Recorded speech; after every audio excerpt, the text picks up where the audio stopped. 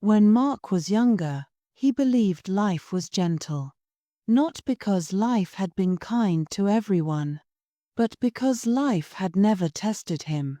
His mornings were slow. His worries were light. His future felt distant, like a problem meant for someone else. Mark grew up in a modest middle-class neighborhood where everyone knew everyone.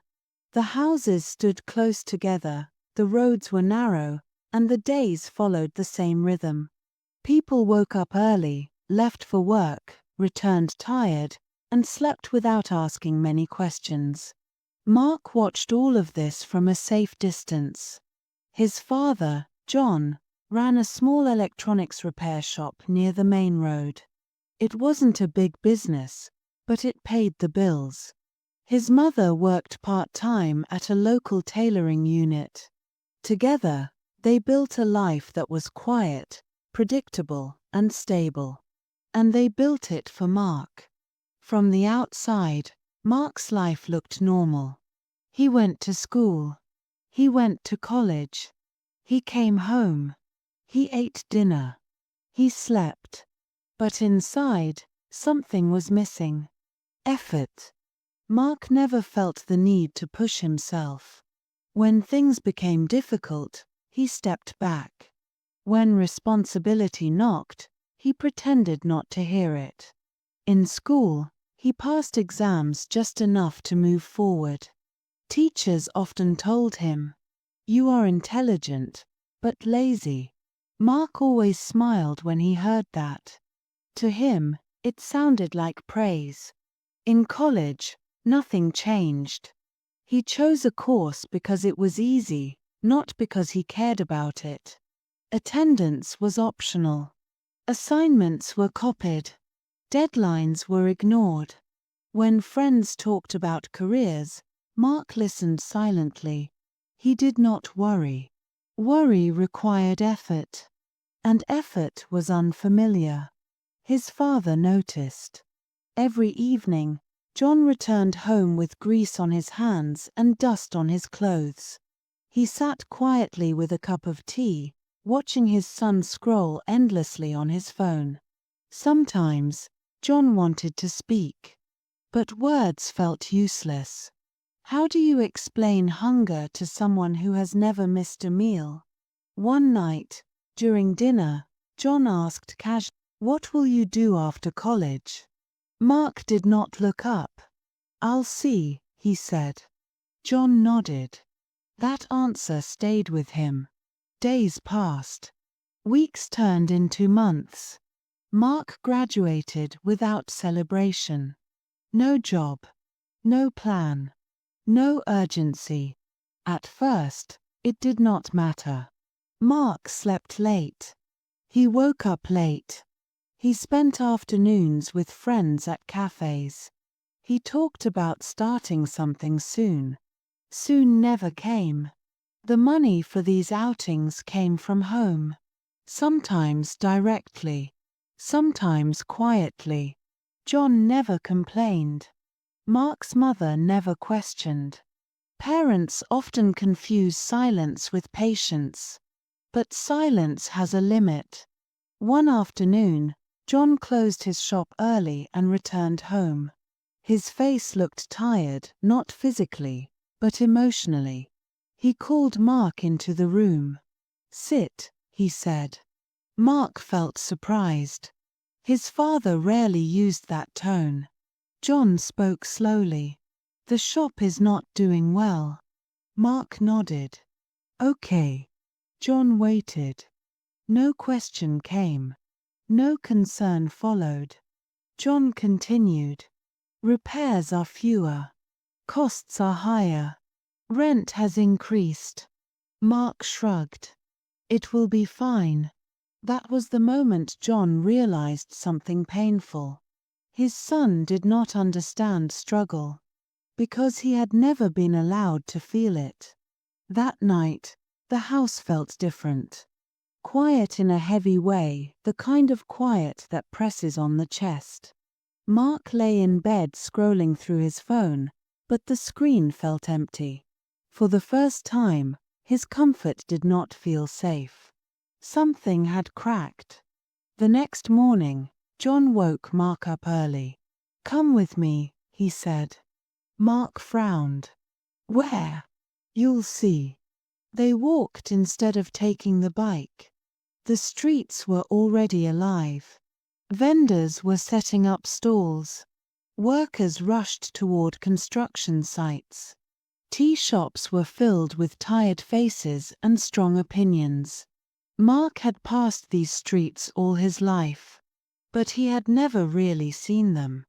John stopped near a small stall where a man was fixing broken fans.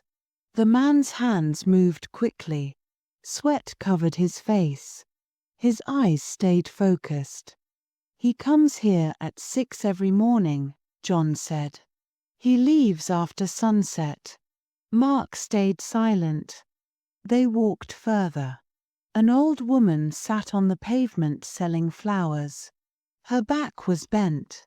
Her voice was soft. Her hands trembled slightly. "She lost her husband years ago," John said. "This is how she survives." Mark felt uncomfortable. He did not like this feeling. They continued walking until they reached John's shop. The shutters were half broken. The paint was fading. Inside, machines buzzed softly. John unlocked the door. "This," he said, "is what keeps our house running." Mark looked around. He had been here many times, but only to take money or wait for his father to finish work. He had never looked closely. John turned to him. "You think life is automatic," he said calmly. "But nothing is automatic." Mark wanted to argue, but no words came. John handed him a screwdriver. "Sit," he said. "Watch." Mark Saturday. For hours, he watched his father work. Customers came. Some argued. Some complained. Some left without paying. John stayed calm. By evening, Mark felt tired. He had done nothing. Yet exhaustion filled him. As they closed the shop, John said quietly, "Tomorrow, you will come again." Mark opened his mouth to protest, but something stopped him. That night, he could not sleep. For the first time, the future did not feel distant. It felt close and uncomfortable. The next morning came earlier than Mark expected. He had barely slept. His mind kept replaying the images from the previous day, the tired faces, the old woman selling flowers, his father's quiet strength inside the small repair shop. When John called out to him, Mark did not pretend to be asleep. They walked to the shop again. This time, John did not hand him a chair. He handed him work. "Hold this wire," John said. Mark's fingers hesitated. He had never held tools properly before. His hands felt clumsy, unsure. John did not correct him immediately. He let Mark struggle. The wire slipped. A screw fell. Mark's fingers hurt. But John stayed silent. By noon, Mark's back ached. Sweat ran down his forehead. His phone buzzed in his pocket, but he did not check it. For the first time in his life, time felt heavy. A customer walked in and complained loudly about a repair done last week. Mark felt anger rise inside him. He wanted to argue. But John listened calmly, apologized, and fixed the issue without charge. When the customer left, Mark asked, "Why didn't you say anything? It wasn't your fault." John replied softly, "Sometimes peace is cheaper than pride." That sentence stayed with Mark. Days turned into weeks. Mark started coming to the shop every morning. At first, he only helped with small tasks, cleaning, organizing parts, holding tools. Slowly, He learned how things worked. And slowly, something else changed. Mark began to notice effort.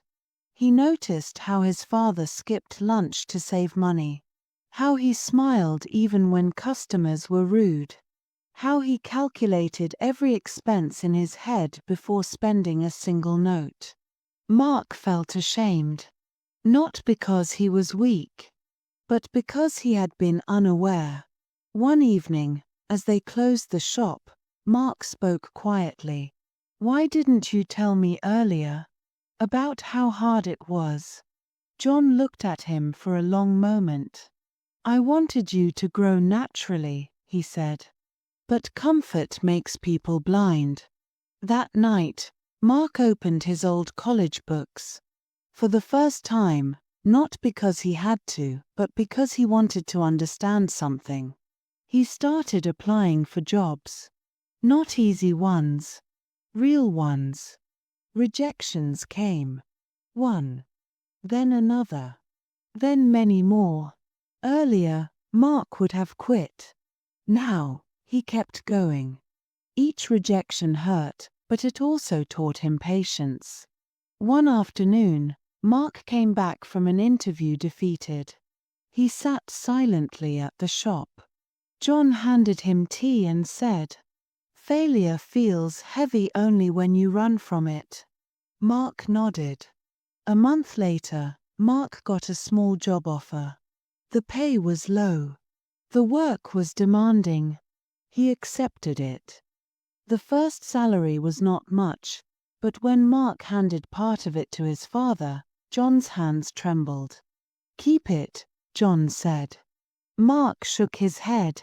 This is where it started. That night, the house felt lighter. Not because they were richer, but because Mark was no longer invisible to his own life. Years later, Mark would remember those mornings walking beside his father. The broken shutters. The buzzing machines. The silence that taught him more than words ever could. Mark learned something important. Life is not gentle. It only feels gentle when someone else carries the weight for you. And the day you pick up that weight yourself is the day you finally grow.